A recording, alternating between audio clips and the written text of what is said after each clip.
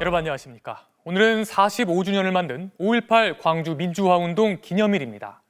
올해는 작년 말 있었던 12.3 계엄을 시민의 손으로 막은 뒤 맞는 첫 5.18이라 그 의미가 더 남달랐습니다. 기념식은 계엄 여파로 사상 처음 대통령도 국무총리도 없이 열렸는데요. 이재명, 이준석, 권영국 대선 후보는 기념식에 참석해 5.18 정신의 헌법 전문 수록 등을 약속했지만 김문수 후보는 기념식에 불참했습니다. 첫 소식 한신구 기자가 보도합니다. 어머니의 만류에도 친구를 두고 떠날 수 없었던 한 소년 문제야.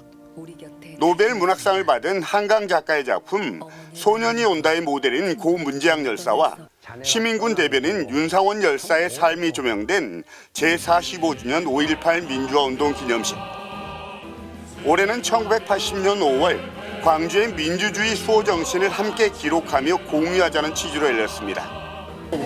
폭동 눈명 벗기고 우리 광주 문제를 헌법 전문에 수록하고 그게 제일 소원입니다.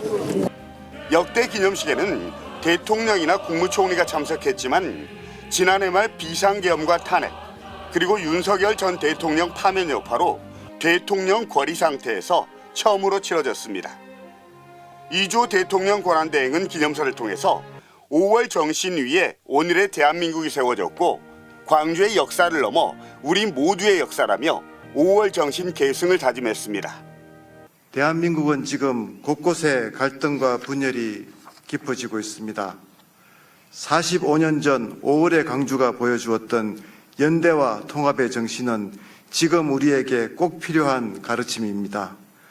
이재명 더불어민주당 대선 후보를 비롯해서 이준석, 권영국 대선 후보도 참석해 5월 정신에 헌법 전문 수록 등을 약속했지만 김문수 국민의힘 후보는 불참했습니다. 이재명 후보는 김문수 후보의 기념식 불참에 대해 저녁에라도 와서 반성의 취지로 참배하기 바란다고 밝혔습니다. 지금이라도 대우각성하고 오늘 저녁이라도 와서 반성의 취지로 반드시 참배하기를 바랍니다. 김문수 후보는 앞서 5.18 민주묘지에 참배했고 민주화 운동에 앞장섰다고 반박했습니다. 5월의 정신을 누구보다도 잘 알고 있는 후보가 제 김문수 후보고 그 진정성을 어제도 또 앞으로 계속 이어나갈 거라고 저는 믿습니다.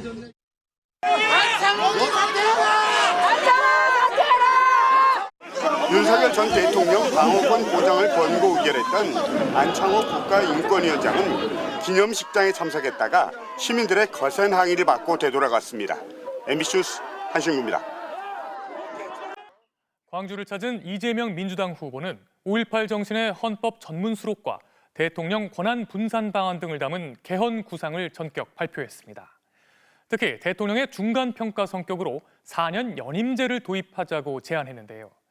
개헌 당시 대통령은 여기에 적용되지 않는다며 개헌이 돼도 연임에 나설 생각은 없다는 뜻을 분명히 했습니다. 비상계엄에 대한 요건 강화 등 감사원과 수사기관에 대한 견제 방안도 담겼는데요. 자세한 내용을 김지인 기자가 전해드립니다. 5.18 광주 민주화운동 45주년을 맞아 광주를 찾은 더불어민주당 이재명 후보. 5.18 정신의 헌법 전문 수록을 포함한 개헌 구상을 전격적으로 발표했습니다. 이 후보는 대통령 책임을 강화하고 권한은 분산하는 개헌이라고 설명했습니다. 가장 큰 틀은 정권에 대한 중간평가 성격의 대통령 4년 연임제와 민주적 정당성 확보를 위한 대통령 결선 투표제 도입입니다. 다만 개헌 당시 대통령은 적용 안 된다며 대통령이 되더라도 연임에 나서진 않겠다는 뜻을 분명히 했습니다. 지금은 그런 걸 고민할 때가 아니라 대통령 권한을 남용해서 국민의 인권을 짓밟는 그런 행위가 불가능하도록 내년 지방선거, 늦어도 2028년 총선 때 국민투표를 실시하자는 시간표도 제시하면서 민생 안정 등을 위해 대통령 임기 단축은 고려하지 않았다고도 설명했습니다. 국가 최종 책임자의 그 임기 문제는 좀 신중하게 고려할 필요가 있습니다. 윤석열 정부를 겨냥한 듯 대통령 권한은 견제하고 나섰습니다. 비상계엄은 국회 통보뿐 아니라 승인까지 받도록 하고 아무리 긴급해도 24시간 내 사후 승인을 못 받으면 효력을 상실하도록 하자는 겁니다. 또 국무총리는 국회 추천을 받아서 공수처, 경찰, 검찰 등 수사기관장과 방통위원장, 인권위원장은 국회 동의를 받아 임명하는 방안도 제안했습니다. 감사원은 국회 소속으로 옮겨 정부를 견제하게 하고 검찰의 영장 청구권 독점도 깨자고 했습니다. 이재명 캠프는 한국 민주주의의 상징적인 날인 5.18에 맞춰 국민 통합의 정신과 12.3 내란 극복의 의미를 담아 개헌 구상을 발표한 것이라고 설명했습니다. 한편 국민의힘을 탈당한 뒤 이재명 후보 지지를 선언한 김상욱 의원은 새 당에서 보수 진보 기능을 다 같이 이루겠다며 민주당에 입당했습니다. MBC 뉴스 김지인입니다. 이재명 후보가 개헌을 제안하자 김문수 국민의힘 후보도 자체 개헌안을 내놨습니다. 김 후보는 이번에 당선될 대통령의 임기를 3년으로 단축하고 4년 중임제를 도입하자고 제안했는데요. 김 후보의 개헌안 살펴보고 이어서 두 후보의 개헌안에 어떤 차이가 있는지 비교해 보겠습니다. 지윤수 기자의 보도입니다. 더불어민주당 이재명 후보가 대통령 4년 연임제 개헌을 제안한 지 반나절 만에 국민의힘 김문수 후보도 돌연 입장문을 내고 개헌 구상을 발표했습니다. 먼저 총선과 대선의 주기를 맞추기 위해 이번에 당선될 대통령은 스스로 임기를 3년으로 단축해야 한다고 주장했습니다. 또 현행 5년 단임제는 대통령의 정치적 책임을 묻기 어렵다며 4년 중임제 개헌을 제안했습니다. 이재명 후보가 제안한 4년 연임제와 달리 연속해서가 아니어도 한 번 횟수 제한을 두고 대통령을 더 할 수 있게 하자는 취지입니다. 개헌 논의 주도권을 뺏기지 않으려는 듯 거듭 이재명 후보도 겨냥했습니다. 이 후보가 제안한 연임제는 한 번 쉬었다가 다시 2번 연임이 가능한 거냐고 되물었고 개헌을 두고 말 바꾼 적이 있으니 개헌 협약을 맺자고 역공도 폈습니다. 또 대통령의 불소추 특권 완전 폐지, 국회의원의 불체포, 면책 특권 폐지, 국회 권한남용 견제 등 이재명 후보와 172석 원내 일당 민주당을 겨냥한 듯한 조항도 개헌 구상에 담았습니다. 김 후보는 규제 개혁을 내세운 경제 공약도 발표했습니다. 아니라 적극적으로 규제를 관리하고 감독하고 혁파하는 규제 혁신처를 신설하겠습니다. 경제 판을 갈아야 한다며 세금을 퍼붓는 포퓰리즘은 안 된다고 이번에도 이재명 후보를 견제했습니다. 당신들이 어떻게 여기로 오는지 어이가 없습니다. 죄송합니다. 5.18 민주화운동 45주년을 맞은 광주에선 김 후보 대신 김용태 비대위원장이 연신 몸을 낮췄습니다. 저희가 계엄에 대해서 진심으로 사과드리고 김 후보의 5.18 기념식 불참에 대해선 하루 먼저 묘역을 참배드렸다며 민주화운동에 목숨을 바쳐 싸운 김 후보는 5월 정신을 누구보다 잘 안다고 말했습니다. MBC 뉴스 지윤수입니다. 그럼 정치팀 지윤수 기자와 두 후보의 개헌안을 비교해 보겠습니다. 지 기자, 일단 그 대통령에 대해서 이재명 후보는 4년 연임제, 그리고 김문수 후보는 4년 중임제 이렇게 얘기했어요. 연임제랑 중임제 어떻게 다른 겁니까? 네, 둘 다 한 번 대통령을 한 사람이 또 할 수 있다는 점은 같습니다.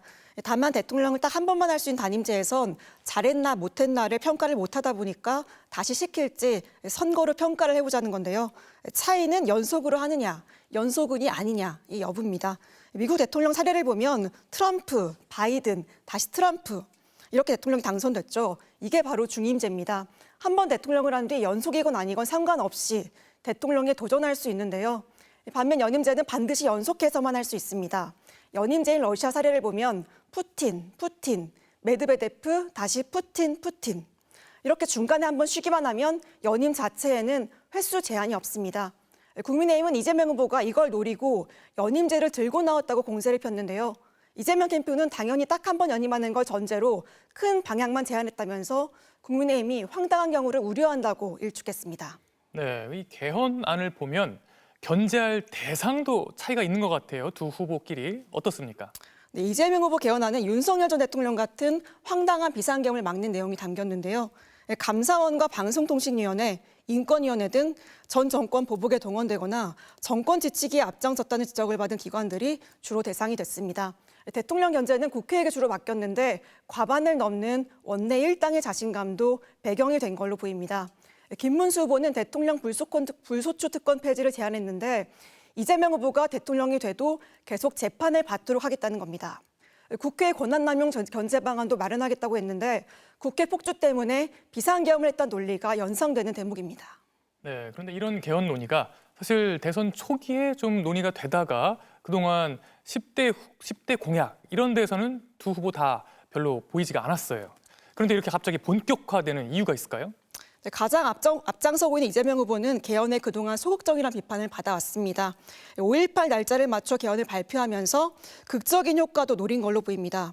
김문수 후보는 즉각 협약으로 역공하면서 주도권을 뺏기지 않으려고 대응에 나선 거고요.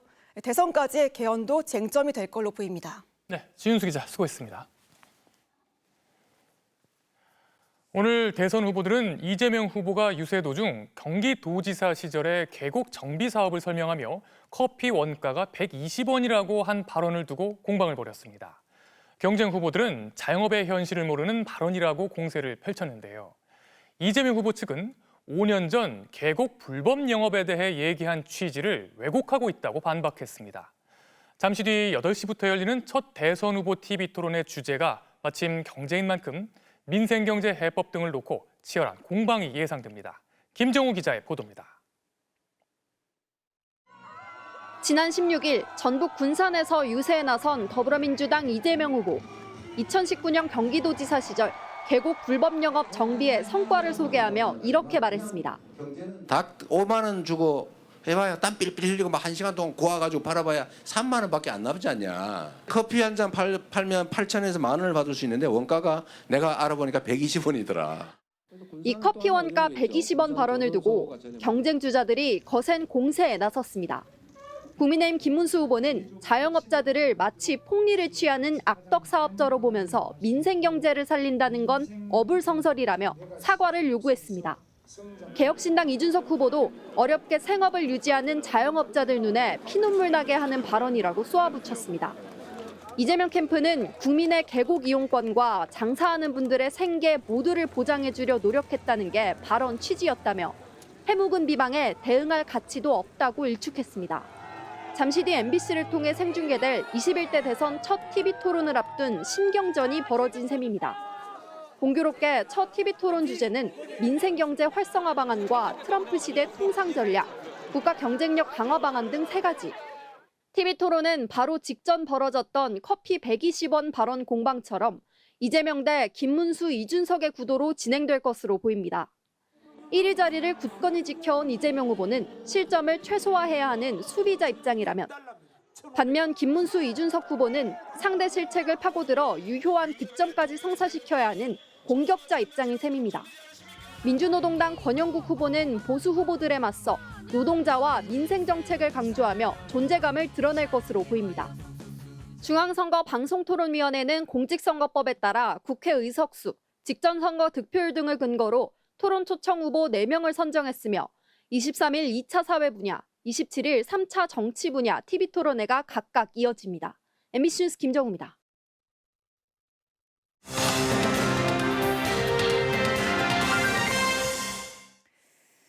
한 주 동안 대선 후보들의 지지율에는 어떤 변화가 있었을까요? 오늘 저녁 대선 후보자들의 첫 TV 토론에서도 지지율에 따라 각 후보의 토론 전략이 다를 수 있는데요. 여론조사를 조사하다 여론엠에서 장슬기 기자가 여론조사의 흐름을 키워드로 정리해드립니다. 여론엠이 뽑은 첫 번째 키워드는 샤이 보수의 선택은입니다. 최근 선거운동이 본격화된 이후 이재명 그리고 김문수 후보의 격차가 한 자릿수로 좁혀졌다는 보도가 있었는데요.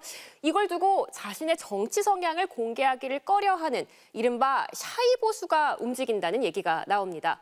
여론조사를 전화 면접과 ARS로 나눠서 종합해보면 이재명 후보는 49%대로 비슷하고요. 또 이준석 후보도 7%대로 비슷합니다. 자, 그런데 김문수 후보는 전화 면접에서는 30%대를 넘어서지 못하는데 ARS는 이것에서보다 10%포인트가량 높게 나옵니다. 이념 성향별로 나눠봤더니 특히 중도층과 보수층에서 김 후보 지지율이 ARS에서 더 많이 나오는 것을 확인할 수 있는데요. 이들을 샤이 보수라고 부를 수 있겠죠. 자, 그런데 윤석열 전 대통령 탈당 이후 이들이 어디로 움직일지는 국민의힘 내에서도 평가가 엇갈립니다. 윤 전 대통령을 지지하지만 면접조사에 답하는 게 부담스러워 침묵했다면 떨어져 나갈 것이고, 국민의힘은 지지하지만 윤 대통령이 싫어 응답하지 않았던 거라면 결집할 가능성이 있습니다. 다만 지금까지 조사에서는 이 샤이 보수 비중이 많이 잡아도 10%포인트 수준이라 선거 결과에 큰 영향을 미치지 못할 것이라는 분석도 나옵니다. 두 번째 키워드는 전선은 낙동강해입니다. 현재 지역별 판세를 한번 확인해 볼까요? 지금 보시면 수도권과 충청은 50대, 30대, 10의 구도를 보이고 있고요. 전통적 민주당 강세 지역인 호남에서는 이재명 후보가 70% 후반대의 지지를 얻고 있습니다. 자, 그런데 이 보수 초강세 지역이어야 할 대구, 경북 지역에서 김문수 후보의 지지 절반이 채 안 되는 수준이고요. 지난 대선 당시 윤석열 당시 후보가 20%포인트까지 앞섰던 부산, 울산, 경남에서도 이재명 후보와 김문수 후보 경합을 벌이고 있습니다.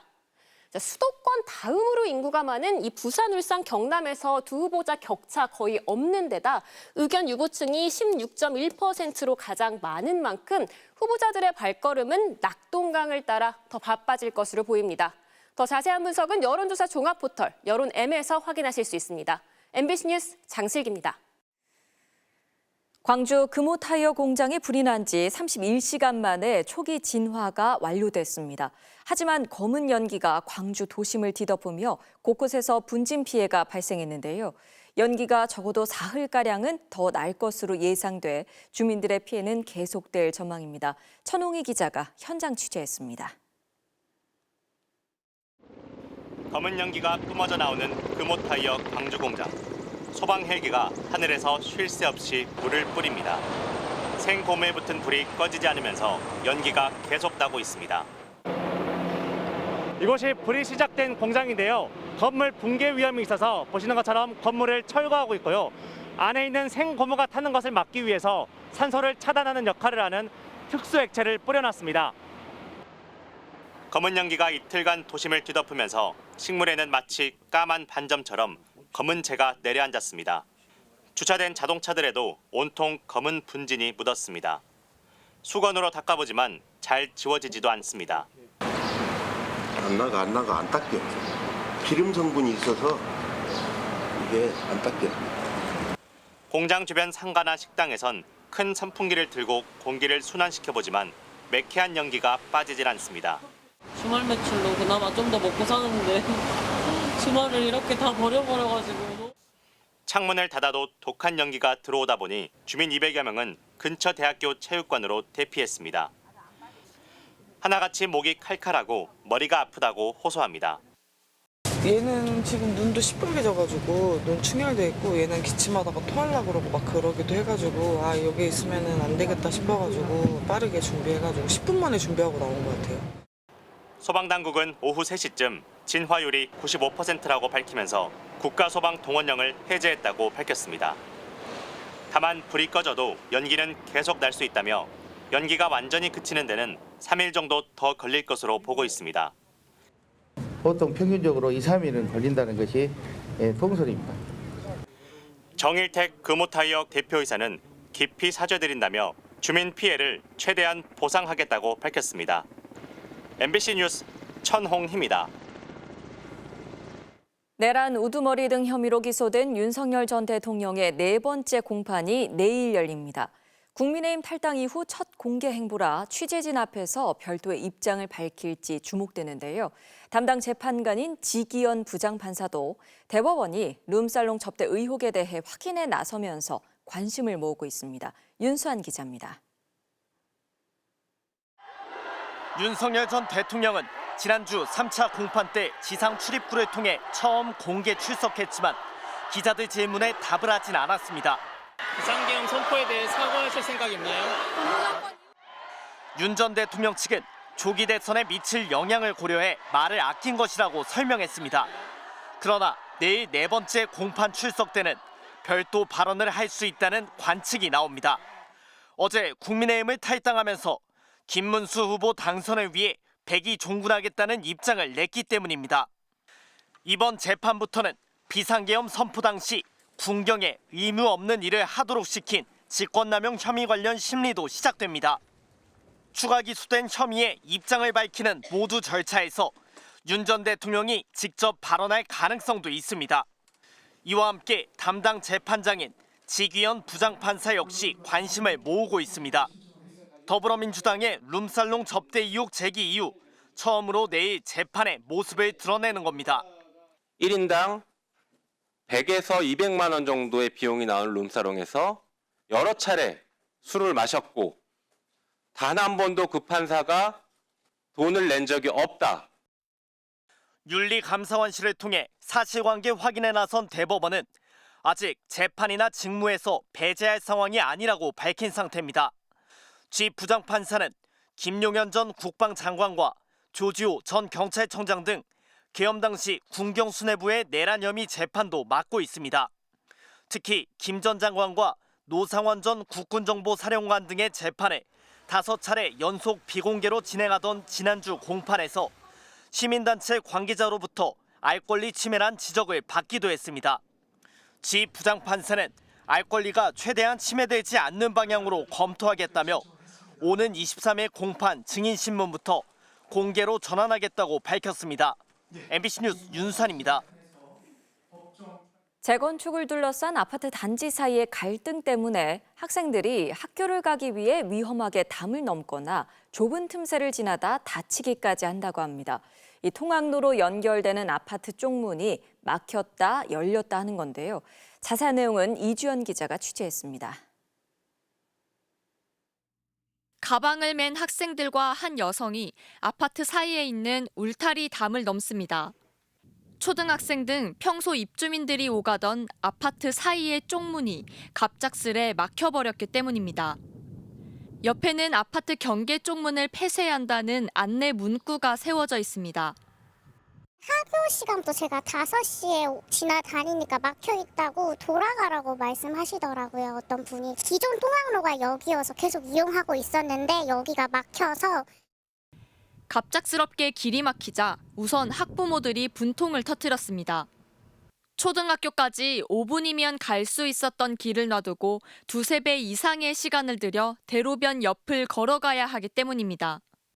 여기 계속 삥 돌아가야 돼서 여기 울타리로 막으면 불편할 것 같아요. 주민들은 초중학교 학생들이 무리하게 담을 넘거나 좁은 틈 사이로 지나가려다 학생 한 명이 다친 일까지 생겼다고 걱정합니다. 전부 다 뛰어넘어가. 근데 뛰어넘어가는 아들이 한 100여 명 돼. 아침에도 오늘 아침에 다 넘어가는 거야. 여기 좀 갈 데가 없으니까. 이 현상의 배경에는 아파트 재건축을 둘러싼 소음과 분진 등 민원, 그리고 보상과 관련한 두 아파트 입주민들 간의 복잡한 셈법이 얽혀 있었습니다. 그쪽에서 원하는 거는 본인의 아파트들도 재건축이 될 수 있으니 돈과 그다음에 자기네 아파트들이 재건축이 될 때 민원을 넣지 않는 조건이 있는 거예요. 통로를 막은 B 아파트는 A 아파트가 사유지인 아파트로 통하는 길을 마음대로 내서 이용했기 때문에 정당하게 길을 막은 것이라고 설명했습니다. 하지만 바로 옆에 붙어 있는 다른 아파트와의 통행로는 막지 않았습니다. 아파트 간의 협상이 이루어졌기 때문입니다. 같은 초등학교에 다니는 학생들은 살고 있는 아파트에 따라 누구는 자유롭게 길을 다니고 누구는 다니지 못하게 됐습니다. MBC 뉴스 이주연입니다. 올해 1월부터 4월까지 제조업 취업자 비중이 15.5%로 떨어지면서 통계 작성 이래 최저치를 기록했습니다. 특히 제조업 취업자 중 20대 비중은 10.6%로 60대 13.2%보다도 낮은 수준입니다. 반도체 경기 회복에도 불구하고 대내외 불확실성이 확대되면서 기업들이 신규 채용을 보류한 영향으로 분석됩니다. 여기에 미국의 고율 관세 부과 조치가 2분기부터 본격화되면 수출과 제조업 생산, 고용까지 충격이 확산할 수 있다는 우려가 커지고 있습니다.